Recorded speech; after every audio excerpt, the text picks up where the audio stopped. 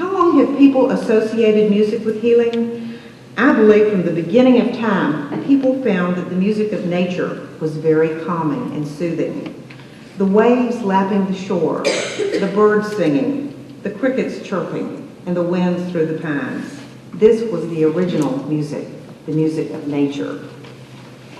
In ancient times, illness was very much a mystery. No one knew why people fell ill, but the common belief was that evil spirits came down, entered the body, and caused all kinds of trouble.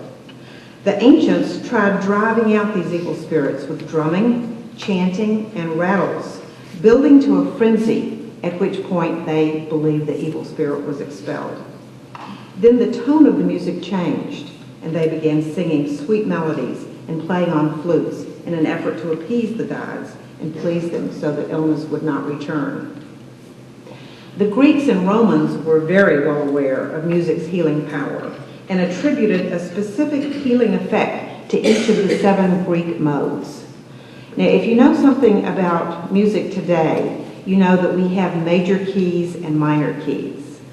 Back in the Greek and Roman era, there was no such thing as a major or minor key. However, they had what they called the modes, the 7 Greek modes, with names like Aeolian, Dorian, Phrygian, Lydian. You may have heard those terms before because they're also used in architecture.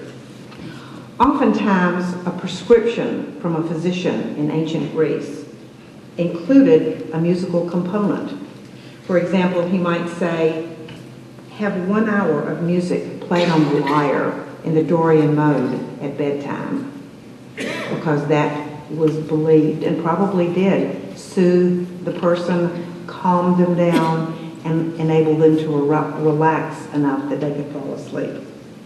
The Bible is full of references to music's healing power, and probably the most famous story is the story of little David playing on his harp for the severely depressed King Saul, and bringing him out of this depression when no one else could.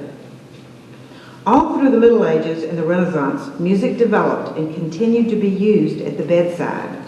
There are many musicological treatises which talk about how music was used during this period to treat those suffering from the Black Plague, cholera, and to comfort, soothe, excite, or inspire.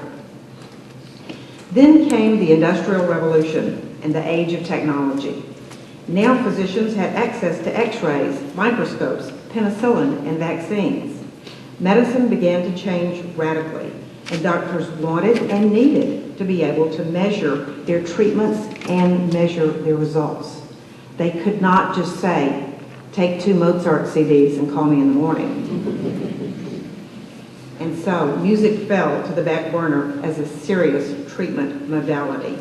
Of course, there were always some doctors who continued to suggest music as a way to relax, but it became largely relegated for at least 100 years to the old wives' tale category and not something to be taken seriously.